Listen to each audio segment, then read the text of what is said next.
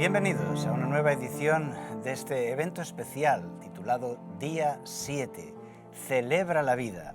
Un programa al que todos son bienvenidos, nadie debe excluirse, los que tienen el pelo blanco, los que lo tienen negro, los que no tienen pelo de ningún color, como es mi caso, todos sois bienvenidos. Gracias por vuestra atención. Y hacemos eco de los saludos que nos envían desde Humanes, Marbella, La Poveda, Cádiz, Sabadell, Faura, Coslada, La Línea de la Concepción, Sagunto, Perú, Kansas City, Arganda del Rey, Monterrey, Memphis, Badajoz, Collegedale, Tennessee, Madrid, Reus, Fuenlabrada. Gracias por acompañarnos, un abrazo a todos desde aquí y con la ayuda de Dios vamos a estar aprendiendo muchas cosas de la ciencia y de la Biblia. En este evento de 8 días estamos en el tercero y está dedicado a la evolución y creación, a las preguntas en este entorno de base científica. A partir de mañana las preguntas serán sobre la Biblia y los temas serán básicamente sobre la Biblia y la historia. De manera que hoy tenemos aquí como invitados a dos profesores de ciencia. Tenemos a Juan Carlos Pulleiro, gracias por acompañarnos. Gracias a vosotros. Licenciado en Químicas. Y tenemos a María José López, licenciada en Biología. Gracias por estar aquí. Nada, es un placer. Estupendo, gracias por hacer un hueco para acompañarnos hoy. Bien, y vamos con la primera pregunta, que hoy dice, ¿pero los grandes científicos no son todos evolucionistas? No, no lo son. Hay muchísimos científicos y sobre todo pues antes de esta época, estamos en una época en que parece que la evolución es lo que domina todo, pero bueno, hemos visto también en el vídeo cómo estaba pues uno de los más grandes científicos, la revista Nature la recogió en el año 2000 como el científico más grande hasta ahora y era Isaac Newton. Tenemos a otros como Kepler, también tenemos a Pasteur, tenemos a Kelvin, tenemos Linneo, hay muchísimos científicos que fueron creyentes. De hecho, estos grandes científicos, por ejemplo Isaac Newton, escribió más libros sobre profecías y libros espirituales que la propia ciencia. Y si leemos un poco de la biografía de Newton, ha sido uno de los científicos que más cosas ha descubierto, no solo la teoría de la fuerza de la atracción gravitacional. Así es que, no, por mucho que estemos bombardeados, porque claro, es lo que más oímos hoy en día, entonces nos parece que toda la teoría de la evolución es la ciencia y el resto no, por las circunstancias y por el paradigma que se ha elegido en este siglo. Pero yo creo que hay muchos más científicos, no he hecho ahí una clasificación, pero muchos más que son creyentes que otros que no lo son. ¿Y ellos no han visto contradicción entre una fe en la Biblia y sus investigaciones científicas? No, porque, bueno... No, algunos de ellos dicen que realmente están descubriendo la naturaleza y a Dios con sus investigaciones. Porque, bueno, yo ya lo comenté el otro día, en realidad hay unos hechos en unas interpretaciones. Entonces uno puede interpretar de una manera o de otra. En realidad la naturaleza y sobre todo en la biología es que se presta mucha interpretación. Tú ves unas cosas y las interpretas o con Dios o sin Dios. O sea, Dios es el artífice o el azar es el artífice. Entonces tú decides, es un paradigma. Entonces ahora mismo la moda, entre comillas, es que uno, bueno, es que uno sea evolucionista. Y parece como que si no lo es, no queda bien. No es un gran científico, no eres aceptado muy bien. Pero hay muchos científicos, incluso a veces algunos están escribiendo artículos diciendo es compatible la ciencia y la Biblia. Tratan de hacerlo compatible, pero claro, dicen generalmente, pero claro, no debes creerte la Biblia con toda su literalidad. Es lo que intentan. Sí. ¿No? Y estamos viendo como si hubiera una revolución, ¿no? Así en la ciencia. Muchos grandes científicos que han apoyado la teoría científica desde que salió el libro de la selección de las especies, ¿no? De Darwin, hace ya más de 150 años. Ya tendríamos que haber encontrado mucho más apoyo a esa teoría. Y ya grandes científicos, que tampoco es que sean algunos creacionistas, pero ya están diciendo, esta teoría ya no tiene tanto peso, tendremos que buscar otras. Vamos a buscar otras, que algunos no quieren hablar de creacionismo, pero esta ya no. Entonces estamos ahora, pues aparece la nueva teoría de diseño inteligente, como que aquí hay inteligencia, todo tiene ahí, está diseñado tan ajustado, es todo tan perfecto que tiene que haber un ser superior a nosotros que haya hecho esto, aunque no le quieran llamar Dios. Entonces vemos que ha habido como una revolución y hoy en día ya estamos pues desviando un poquito esto de la teoría de la evolución, que es lo principal, hacia otra visión, ¿no? O sea que no todos los científicos son evolucionistas para nada. Yo escuché en Radio Nacional a uno de las máximas autoridades sobre el ojo, y este hombre decía, yo me hice creyente estudiando el ojo. Dijo, es fascinante, estoy enamorado de la fisiología y tiene tal diseño que yo me hice creyente. Y lo dijo y no tenía por qué decirlo, pero el hombre no fue creyente por la Biblia ni por un sermón, sino por estudiar el ojo de forma profesional.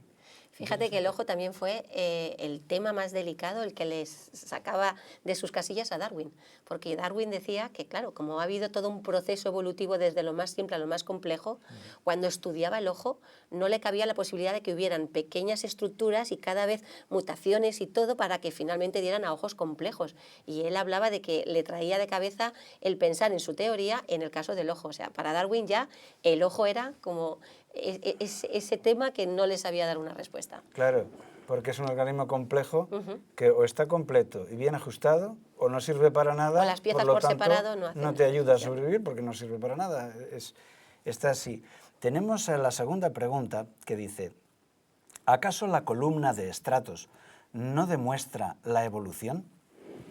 Bueno, como comenté antes, hay una serie de datos o sea, una serie de observaciones, y una de ellas es la columna de estratos. La columna de estratos parece que los niveles van de lo simple a lo complejo. Eso para algunas personas les dice, nos da la razón a los evolucionistas. En cierta manera podría decirse que sí. Ahora hay explicaciones, pero por ejemplo, las columnas de estratos, es verdad que va de lo simple a lo complejo, pero no se ven los eslabones intermedios que harían falta para explicar toda la evolución en la columna biológica. Además, los creacionistas dan otras explicaciones posibles. Si hubiera, por ejemplo, un gran diluvio, ¿qué animales morirían primero? ¿Qué animales quedarían, digamos, primero sepultados? Los más simples, sin duda. También hay otra explicación posible, en caso de hubiera una gran inundación, puesto que los creacionistas explicamos por el diluvio todo ese proceso, ¿verdad?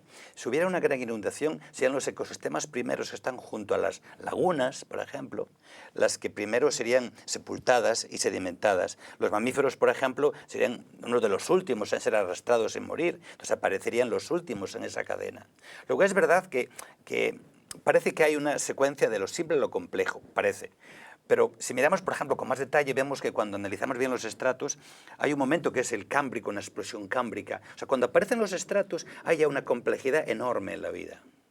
O sea, antes del cámbrico no se ven apenas seres vivos, solo se ven estromatolitos y poco más. De repente aparecen los primeros estratos con casi todas las familias, casi todas las especies, casi todos los tipos de animales que luego están existiendo. Faltan los mamíferos, faltan las aves, pero una complejidad enorme. ¿Cómo explicas tú que de la nada casi al cámbrico aparecen todas esas cantidades enormes de animales y todos esos tipos de animales? Es muy complicado. Sí. Para explicar a nuestros espectadores, estratos serían las capas en las que se ha ido sedimentando, se ha ido posando, ¿verdad?, los restos, los fósiles, y encontramos que abajo suelen ser más simples y arriba más complejos, y de ahí se deduce la evolución. Una evolución de lo simple a complejo.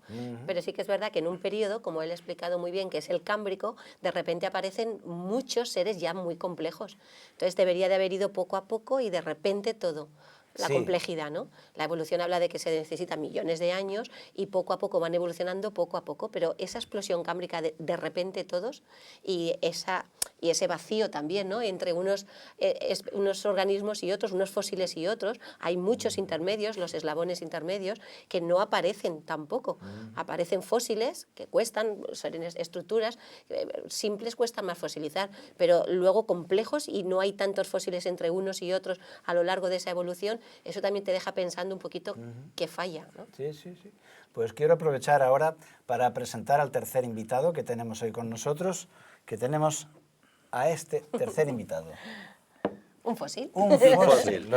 Un fósil, muy Lo bien. digo porque estamos hablando de esto y me parece muy interesante la explicación de que esas capas se habrían colocado ahí por una catástrofe, ¿no?, habiendo sido enterradas, ¿no?, de forma que esos animales más simples se les vino el lodo encima y se quedaron abajo. Y se quedaron. No es porque tuvieran que evolucionar, sino porque les vino el lodo encima y quedaron abajo y luego los animales más complejos.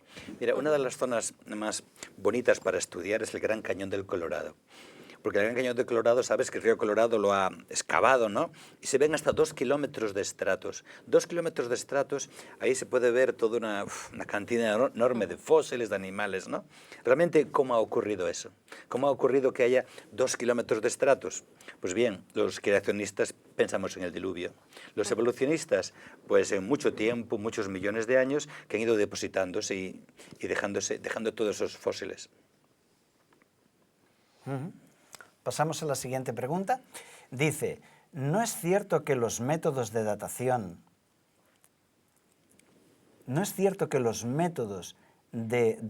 del carbono 14 no demuestran que la edad de la Tierra es muy superior a lo que dicen los creacionistas? Mira, el carbono 14 es un tema interesante. A mí me gusta el carbono 14. Para empezar, el carbono 14 no vale para millones de años, vale incluso para los evolucionistas solo vale hasta 30 o 35.000 años. Y además solo es para cosas orgánicas, esto no es orgánico, no se podría aplicar el carbono 14 a esto. Te voy a explicarte cómo funciona porque es muy interesante. Hay mucha gente que piensa que esos métodos que explican la evolución y hay muchos fallos. Mira, en la alta atmósfera la radiación cósmica incide sobre el nitrógeno 14 y lo convierte en carbono 14. Ese carbono 14 pues, anda por todas partes, entra en las plantas, en los animales, nos lo comemos, está en todas partes, está en equilibrio en todas partes. De forma que cuando un ser vivo muere, tiene una cantidad fija de carbono 14. Como el carbono 14 es radiactivo, se va descomponiendo. Entonces, cuando pasa el tiempo, tiene cada vez menos. De forma que tú ves un fósil, le haces un análisis de carbono 14 y digamos que en vez de tener el 100% de carbono 14, el porcentaje que tenga indica la edad o el tiempo cuando murió, el tiempo que hace desde que murió.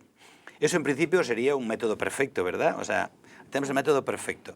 Como el carbono 14 tiene una vida media de 5.700 años, quiere decir que cada 5.700 años se convierte en la mitad. O sea, pasa de 100 a 50 en 5.700, de 50 a 25 en 5.700. Diríamos que tiene la mitad de radiación. Sí, la mitad de cantidad, la mitad de cantidad de sustancia radiactiva cada esos años. ¿Qué ocurre? Aquí hay un gran problema.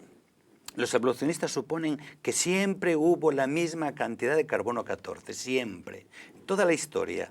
Antes del diluvio, hace el tiempo que fuera. Eso es un riesgo muy grande. De hecho, el carbono 14 es muy útil para épocas recientes, funciona muy bien. Por ejemplo, ha habido un caso muy interesante que es el hombre de Piltdown. Los evolucionistas no encontraban el intermedio entre el mono y el hombre.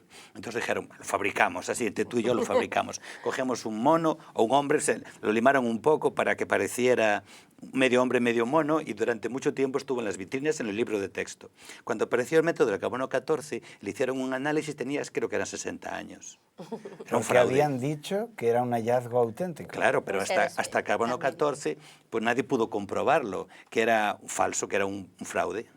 Entonces, para época histórica vale muy, muy bien. Ahora, ¿qué ocurre? Nosotros sabemos los cristianos que antes del diluvio había unas condiciones muy distintas. Había, por ejemplo, mucha humedad en el ambiente, mucha agua. Posiblemente mucha menos radiación, mucho menos carbono 14. Entonces, cualquier planta o animal que hubiera muerto antes del diluvio partió con mucho menos carbono 14 en el momento en que murió. Luego, si hacemos el análisis ahora, se disparan los años, se alargan los años. Nunca para millones, este método no vale para millones, pero vale para 30, 40, 50.000 años. Y eso puede ser falso simplemente porque ellos parten, los evolucionistas, de que siempre hubo la misma cantidad de carbono 14. Y se ha descubierto que no es cierto. Ahora mismo sabemos que los volcanes, por ejemplo, cuando hay muchos volcanes y hubo épocas de grandes volcanismos, eso alteró la cantidad de carbono 14. Incluso la industrialización lo ha cambiado, porque se genera mucho carbono de combustibles fósiles que no tienen carbono 14, y está en el ambiente, lo respiramos y partimos con menos carbono 14 ahora. Incluso las bombas atómicas han generado más. O sea, hay factores que lo cambian.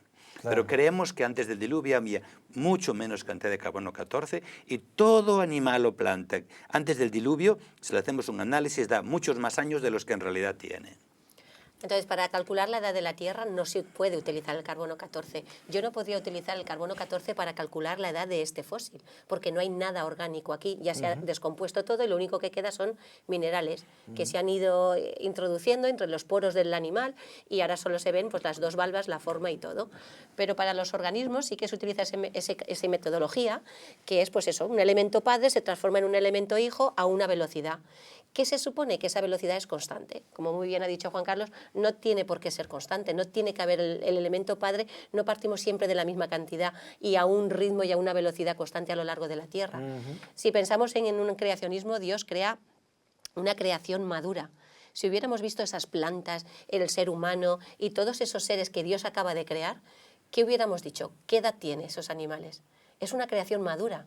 Entonces, el pensar o extrapolar que la velocidad a la que va hoy, que la cantidad de ese carbono que existe hoy es la misma que en el principio, cuando se fueron creando muchos seres o algunos otros animales, pues es algo que nos lo estamos un poquito imaginando, ¿no? Pero no tenemos base para decir realmente esto era exactamente así y por tanto extrapolamos los años que nos salen con esta metodología a la realidad, ¿no? Exacto. Bien. Pues vamos a seguir con nuestro tercer invitado. Vamos a llamarle Pietro. ¿Os parece? Está bien. Sí, lo digo por la siguiente pregunta, que dice, ¿qué es un fósil? ¿Piedra? ¿Conclusiones? Evidentemente un fósil es piedra. Mira, cuando este animalito, que no lo vemos aquí, pues fue enterrado, pues era orgánico, tenía sus partes, ¿no? Pero claro, la parte orgánica se va descomponiendo y desapareciendo. ¿Qué ocurre? No queda el hueco. Se va filtrando agua con minerales alrededor que se va mineralizando, se va convirtiendo en piedra. O sea, va desapareciendo la parte orgánica y va apareciendo piedra en su lugar. Claro, luego se rompe con facilidad por donde ha habido el interfase, ¿no? De una fase a otra.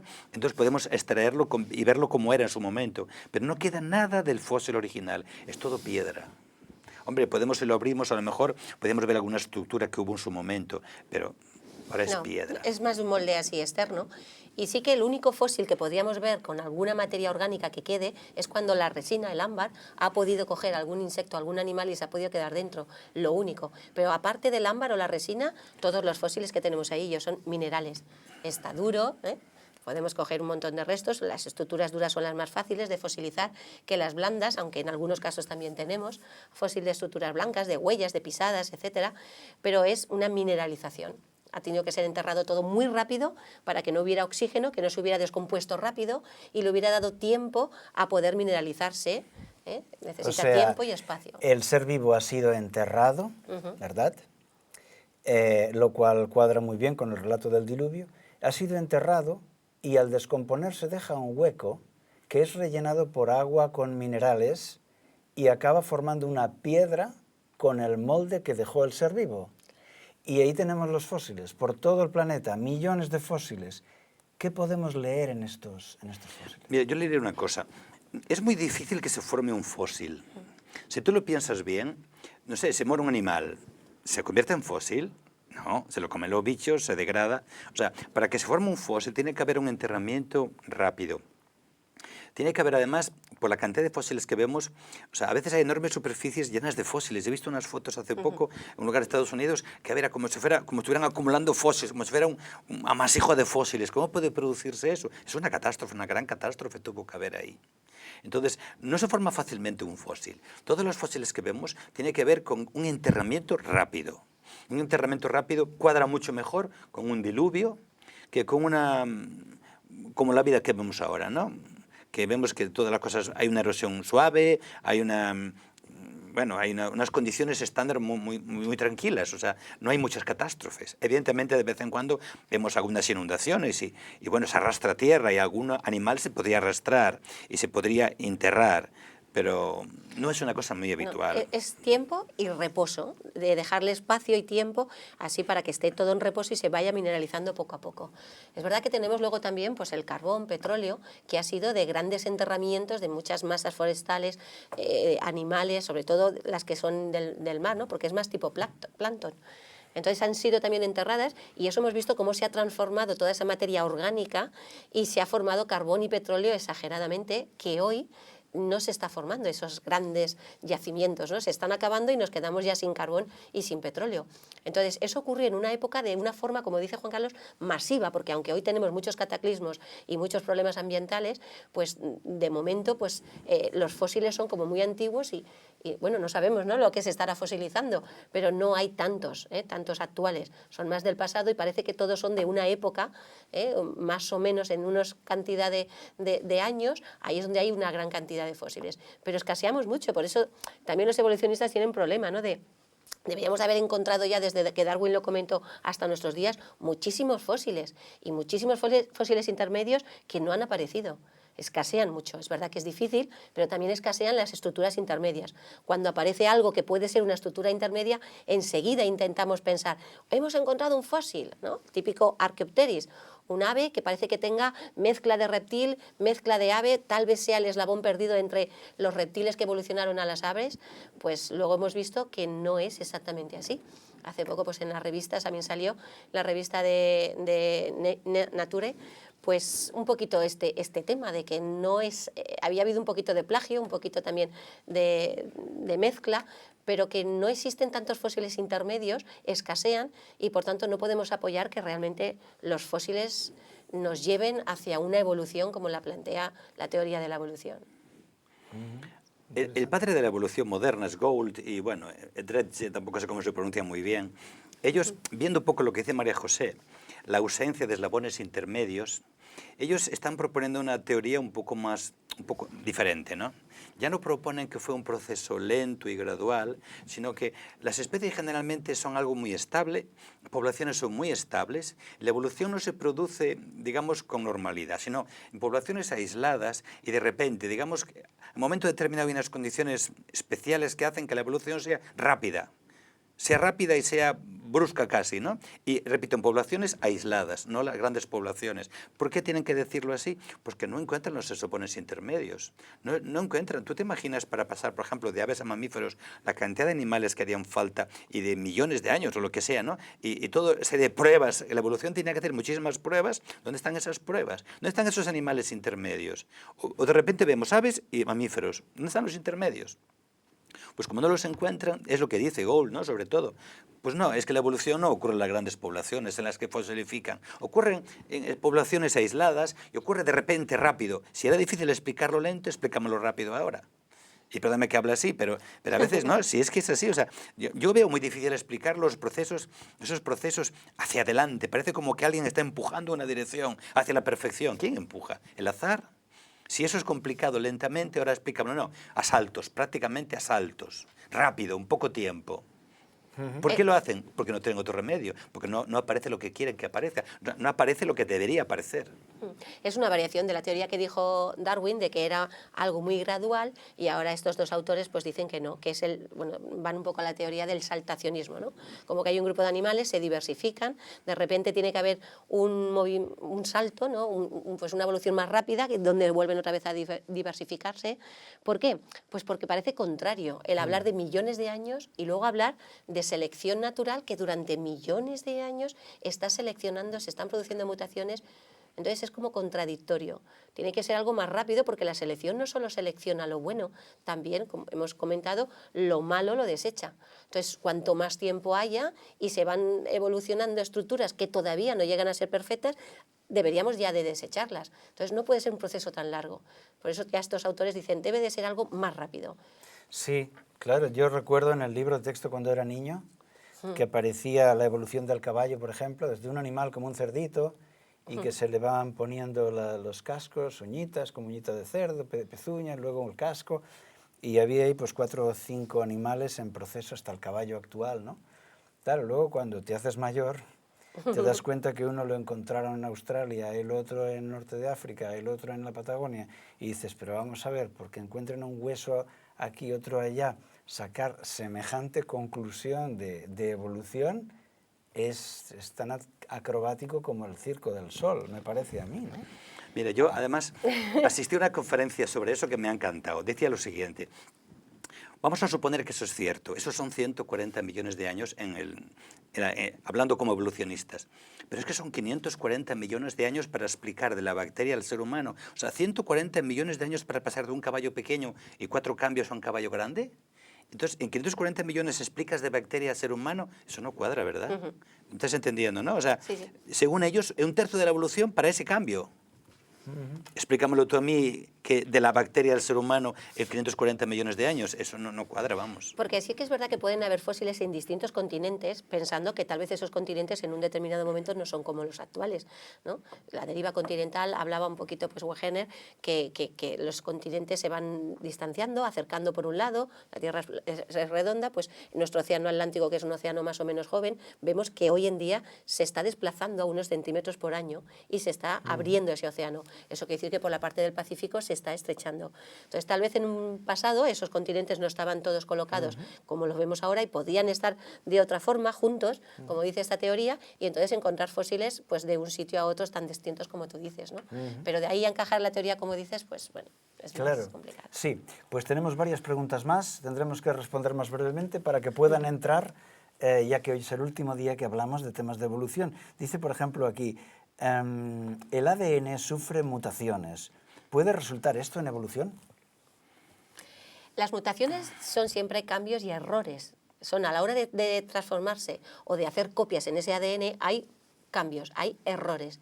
El azar, porque esto es algo que no está así dirigido, ese azar que se comete una mutación, pueden haber variaciones, como ya hemos visto también en el vídeo, pero esas variaciones son cosas pequeñas, son pues un cambio en el pico, como lo de los pinzones, o un cambio en el pelaje, pues de una liebre de color marrón a una de color blanca. ¿Son ventajosas? Sí, si el entorno a lo mejor favorece esas cosas, pero la liebre sigue siendo liebre, el pinzón sigue siendo pinzón. Por tanto, esos cambios o mutaciones, como hemos visto, era una de la posibilidad, ¿no? Selección natural y mutación, lo que la teoría de la evolución dice para que pueda haber toda esa gran cantidad de especies. Hoy parece que no. Ya hemos estado viendo cómo la selección natural es algo más de reproducción. ¿Quién es el más ventajoso pero para reproducirse y quedar más cantidad de ellos? Y las mutaciones normalmente es por el azar, no están haciendo un cambio para hacer pues esas transformaciones que pretende la teoría de la evolución, pues de un pez a un anfibio, o de un reptil a un ave, o de un mono a un humano. No permite hacer esa extrapolación. Otra pregunta dice, ¿cómo explica la evolución la aparición del amor, el odio, la ética, etcétera? Esa es una buena pregunta, ¿no? Una buena Es una pregunta, buena es complicado, pregunta. es complicado. Lo tiene difícil. A ver, si miramos un poco la evolución así, per se, la ley de la selva, ¿no? La selección natural defiende al más fuerte, al más capaz, más apto, ¿no? al más pillo. Esas cosas son complicadas. Por ejemplo, cuando alguien se sacrifica, ¿no? Se han visto animales que se sacrifican. Ellos explican un poquito que no siempre es el individuo lo que importa. También importa el gen. Entonces, en el fondo estamos defendiendo los genes. O sea, es el gen el objeto de la evolución, no el individuo, ¿no? Pero bueno, es complicado. Pero esa pregunta es muy importante. A mí es una de las cosas que me hace tener más peso en creer en Dios. Porque si estamos aquí por el azar, por una selección, ¿quién me manda a mí qué es lo bueno y qué es lo malo? ¿Quién me tiene que decir, explicarme cosas de la ética, de la moral, el amor? O sea, ¿quién tiene autoridad para decirme eso? Si aquí estamos todos compitiendo un poquito pues para ver quién se desarrolla más, quién puede evolucionar mejor y quién puede sobrevivir. Entonces nos quedamos esta idea del amor, el altruismo, todos estos factores que quedan un poquito ahí en paréntesis, ¿no? Y cuando tú crees en un Dios, pues sabes que hay un lado bueno. También es verdad que Génesis 3 pues, te habla también el lado malo y por eso tenemos el mundo que tenemos. Pero eso lo explica más bien pues, con la creencia de la Biblia más que con la evolución.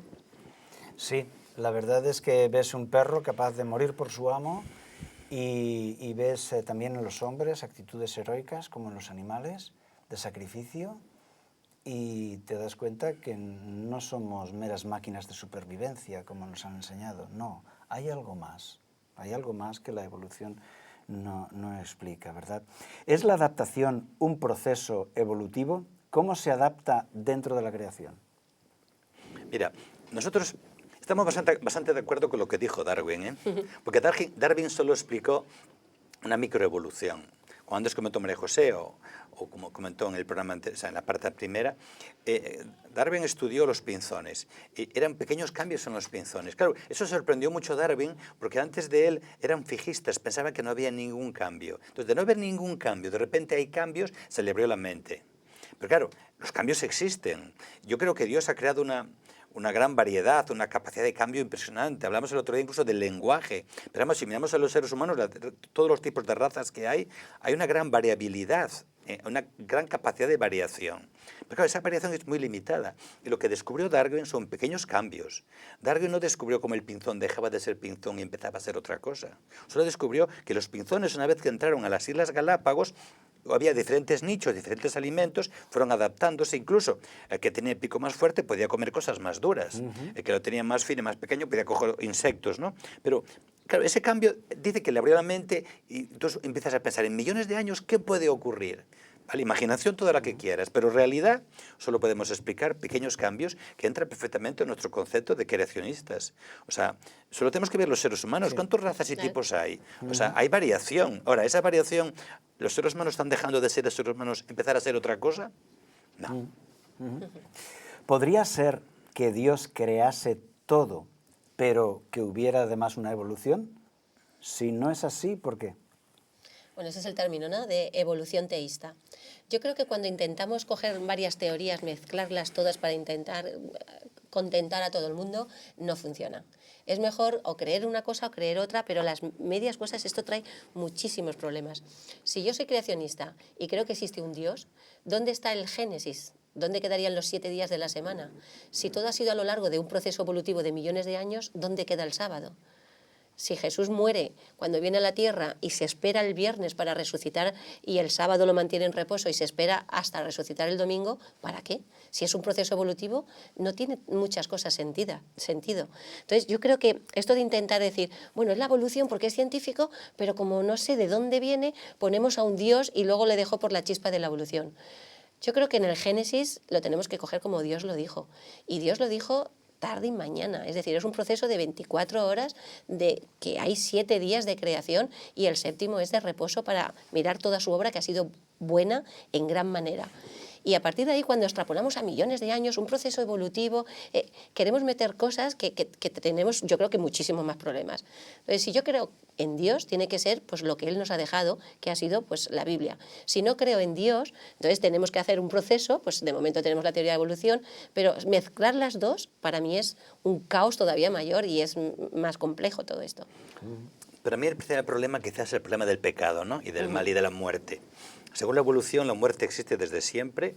Esto es una selva en la que unos se comen a otros y cuando ya éramos suficientemente buenos comiéndonos unos a otros, Dios puso en el corazón del hombre que la eternidad, eso no tiene sentido. O sea, realmente cuando uno lee la Biblia y piensa en temas espirituales, piensa, Dios creó un mundo perfecto, no había muerte. Luego, no puede haber existido millones de años anteriores en que ya había muerte. O sea, para mí eso no tiene sentido. Okay. Yo prefiero pensar que realmente el pecado entró en el mundo y creó todo lo que estamos viendo, ¿no? Destrucción, muerte y miseria. ¿No? Y hay cambios, ¿no? En Génesis 3, cuando habla de cómo entra el pecado, pues va a decir las consecuencias de esa entrada del pecado. En la tierra nos producirá espinos, cardos, la mujer pues va a tener dolor, en este caso pues al tener hijos, el hombre dominará a la mujer, se enseñoreará de ella. Estamos viendo todos estos casos que es consecuencias del pecado también. Pero menos mal que no acaba ahí la Biblia, ¿no? Que hay todo un plan de redención donde Jesús dice, voy a volver otra vez a intentar llegar a lo inicial, pero mientras tanto pues estamos pasando ese proceso. Así es, así es. En realidad, los creyentes cristianos y los científicos tenemos mucho en común porque todos buscamos la verdad de forma abierta, ¿no? Y la buscamos y la deseamos, ¿no? De manera que sería estupendo estar de acuerdo si nadie tiene prejuicios y si todo el mundo está abierto a aceptar todas las evidencias, ¿no? Aquí la pregunta dice, ¿cuáles son los puntos débiles de la evolución? Hay muchos. Mira, siendo honestos... ¿Cuáles serían al menos los 3 principales? Sí, porque, siendo honestos, para que no se nos vaya el tiempo. Siendo honestos, nadie puede decir a ciencia cierta, yo demuestro la creación o demuestro la evolución. Es muy complicado. Yo puedo decirte algunos puntos débiles de la evolución. Por ejemplo, para mí el más fuerte son las especies los eslabones intermedios. La ausencia de la ausencia de la evolución. O sea, no hay eslabones intermedios. O sea, según dijo Darwin, la evolución es un proceso lento, al cabo de mucho tiempo, con pasos muy pequeñitos. Incluso Darwin dijo, cuando descubramos más fósiles, veremos todos los eslabones intermedios. Pues no han aparecido.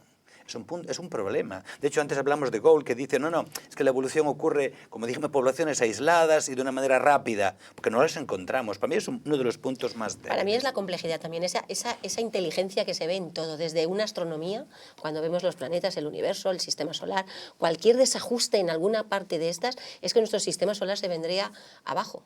Entonces está todo tan milimetrado, tan perfecto. Cuando estudias la célula, te vas a un microscopio, organismos pequeños, estudias el cerebro, estudias el ojo, estudias los seres vivos. Hay tanta complejidad que pensar en el azar, que pensar en una mutación que sea ventajosa, en una selección natural que, como hemos visto, quita diversidad y quedaríamos cada vez menos, todo eso no me cabe. Y sobre todo el por qué estoy aquí, por el azar, para morir y desaparecer, es como que queda todo muy, muy flojo. Entonces le da sentido, cuando yo empiezo a leer la Biblia, pues todo lo que está pasando, le da sentido el descubrir toda esa creación, esa complejidad, esa perfección en todo. No puede ser eso fruto del azar. El tema del origen de la vida, o sea, solamente el origen, una sola célula que exista, eso les trae de cabeza a los científicos. Es que ¿cómo explicas el origen de una sola célula con la complejidad enorme que tiene? ¿Qué fuerzas actúan ahí para que eso funcione? Sí, porque la vida no lo sabemos definir. Bueno, hay un texto bíblico, ¿no?, que Jesús dijo, yo soy la vida, ¿no? Pero la vida un biólogo no la sabe definir y podemos tener el organismo entero y no le sabemos dar la vida. Eso no sabemos qué es eso de la vida. Lo hemos intentado muchas veces y todavía no. Sabemos que son seres vivos, que son capaces de reproducirse, relacionarse y nutrirse, pero ¿qué es la vida? Es un concepto que todavía hoy no se puede decir. Y sobre todo, cuando tiras a Dios de ese concepto, aún parece que es más difícil, ¿no?, de poder explicar esto. Estupendo. La siguiente pregunta dice, ¿se puede ser creacionista y no ser creyente? Es muy complicado. Mira, es que hay tres paradigmas ahora mismo. Un paradigma es el creacionismo. La base del creacionista es que Dios ha creado. Claro, si Dios ha creado, el creacionismo se basa en Dios. Luego está la evolución, que es que el azar ha creado. O sea, el azar es la fuerza que dirige los genes para la evolución. El azar es el que crea en los evolucionistas. Luego el tercer paradigma, yo diría, en nuestro mundo que vivimos, sería el diseño inteligente, ¿no? Hay gente que puede decir, mira, yo creo que no ha sido Dios, pero hay algo, un ser, una inteligencia, un ser superior que ha diseñado esto. Podría ser, a lo mejor se refiere a eso, ¿no? A que alguien no crea en el Dios de la Biblia o no crean el Dios de los cristianos, pero crea que hay un ser superior, llámalo diseñador, que ha diseñado todo esto porque es tan perfecto que no se puede explicar de otra manera. A lo mejor se refiere a eso. Pero con un creador tienes que irte a la creación tal cual como está en la Biblia. Entonces es difícil, es difícil en una excursión de montaña, llego arriba de una montaña y me encuentro un montón de gente allí con picnic, con grandes altavoces enfocados hacia arriba, generadores eléctricos. Y digo, ¿qué hacéis? Dice, es que va a haber un avistamiento ovni, porque nos lo han comunicado. Era un grupo de personas que estaban en contacto y ellos me explicaron, ellos serían personas que creen que alguien ha venido de fuera de este mundo y ha sembrado la vida aquí y la está observando, ¿no? Serían gente que no son creyentes en la Biblia, pero sí serían creacionistas, claro, pensando en los, ¿pero quién los creó a ellos? Extraterrestres. Buena pregunta también. ¿Quién los creó a ellos? Es la teoría de la panspermia, ¿no?, que hablábamos de que no le sabemos dar una explicación y tal vez fuera de nuestro planeta, que hay otros más inteligentes, lo han sabido y aquí vino a la Tierra algún tipo de vida. Así es, y aquí respetamos a todas las creencias y todo tipo de hipótesis, y se trata de razonarlo. Y nosotros no encontramos ninguna contradicción entre el relato bíblico y lo que se encuentra en la geología y la paleontología. Más bien, como hemos visto y como nos muestra nuestro amigo Pietro, evidencias de una gran catástrofe producida por agua, donde muchos animales fueron sepultados por lodo de forma masiva alrededor de todo el globo terráqueo. Tenemos un minuto para esta pregunta. Profesor Pulleiro, ¿por qué eres tú creacionista? Mira, yo le doy vueltas al asunto, ¿no? Realmente lo soy, a veces no sabes por qué lo eres. Yo creo que es la manera más lógica, la forma más lógica de interpretar lo que veo, de interpretar el mundo, ¿no? De interpretar la naturaleza. Yo creo que prefiero a un Dios que crea que a un azar que va ahí trabajando sin ningún sentido para crearme a mí. Yo prefiero sentirme hijo de Dios que sentirme fruto de la casualidad. Para mí sería muy triste que fuera fruto del azar, porque además quiere decir que cuando me muera se acabó todo, no hay nada más, no tiene sentido mi vida. ¿Tiene sentido si tú eres fruto del azar, de la casualidad o de la suerte o de la mala suerte? Sería muy triste, ¿no? Yo creo que la única forma de explicarme mi vida, la naturaleza y todo lo que veo y siento es a través de la creación de un creador. Por eso soy creacionista. Profesora López, ¿por qué eres tú creacionista? ¿Por qué no? Si la ciencia veo que me apoya esa teoría, si realmente me dan más explicaciones que la teoría de la evolución, si como científica cuando investigas te das cuenta que hay una perfección en el diseño, a pesar de que el pecado ha podido cambiar cosas, pero hay perfección y está todo tan ajustado, la respuesta es ¿por qué no? Buena respuesta. Estupendo. Bien, hemos estado durante tres días hablando, durante 3 temas, hablando de evolución o creación, ya que para entender un día 7 hemos de entender que hubo antes 6 días de creación, para que en el 7º Dios nos invita a celebrar la creación. Empieza la Biblia con el texto de Génesis 1:1 diciendo: en el principio creó Dios los cielos y la tierra. Y hemos visto en estos días de que no hay nada que pueda encontrar la paleontología o la geología que nos haga pensar diferente, tampoco la astrofísica. Esta frase gloriosa es la que hace a muchos cerrar la Biblia en cuanto empiezan a leerla. Mi mejor amigo me dijo, yo leo la primera frase y tengo que cerrar la Biblia. En el principio creó Dios los cielos y la tierra. Sin embargo, siendo objetivos, vemos que no hay contradicción entre el libro de Dios, la Biblia, y el libro de la naturaleza, que también entendemos que es un libro donde podemos ver a Dios. Y llegados a este punto, queremos recomendaros la descarga gratuita del libro que se llama La ciencia descubre a Dios. Puedes buscarlo en Google y puedes descargarlo gratuitamente sin necesidad de dar tus datos. Es un estupendo libro que se subtitula 7 argumentos a favor del diseño inteligente, para todos aquellos que queráis estudiar, que queráis profundizar. También podéis ver en el canal YouTube de Logos TV, podéis encontrar los vídeos de Naturalia, titulados Naturaleza en Conciencia. Concretamente el número 8, podéis verlo porque está dedicado al sistema, al diseño inteligente en el cosmos, en el universo. Y llegados aquí, os pido que me acompañéis en una breve oración. Padre nuestro, Señor, te damos muchas gracias por el don de la vida y la inteligencia. Ayúdanos a usar plenamente la vida y también la inteligencia. Ayúdanos a no cerrar puertas, a abrirnos a toda idea, a investigarla con franqueza, para que podamos encontrar la verdad por encima de todo. Que te lo pedimos por Jesús. Amén. Bien amigos, el tema que veremos aquí mañana es un tema que ya entra en el terreno de la Biblia, hablando del sábado. Se titula Lo que no sabías acerca del sábado. Estaremos en los días que vienen hablando de cómo el día de reposo no parte de la dogmática cristiana, sino que parte de la Escritura. Y solamente será la Escritura la que nos diga cuál es el día santo, cuál es el día de reposo para los cristianos. Y también estaremos viendo cómo, a lo largo de la historia, el ser humano ha ido cambiando eso según la cultura. Por eso os pido que nos acompañéis, os invitamos a estar mañana, también presentes con vuestras preguntas o comentarios. Así que despido a nuestros invitados de hoy. Gracias, profesor Pulleiro, profesor López, gracias por acompañarnos y a todos vosotros hasta la próxima emisión del programa Día 7.